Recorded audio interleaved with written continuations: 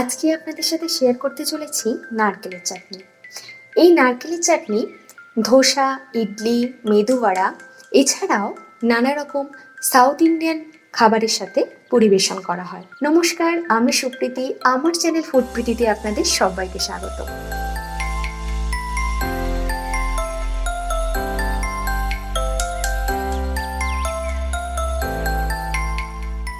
একটা mixer grinder jar নিয়েছি, তার মধ্যে দিয়ে দিচ্ছি একটা মিডিয়াম সাইজের নারকোল, যেটা আমি ছোট করে কুচিয়ে রেখেছি। দিয়ে দিচ্ছি ভাজা বাদাম 4 টেবিল চামচ পরিমাণে, 1/2 ইঞ্চি পরিমাণে আদা আর একটা কাঁচা লঙ্কা। দিয়ে দিচ্ছি পরিমাণ মতো লবণ। এবার খুব সামান্য জল দিয়ে আমি একটা এর স্মুথ পেস্ট বানিয়ে নেবো।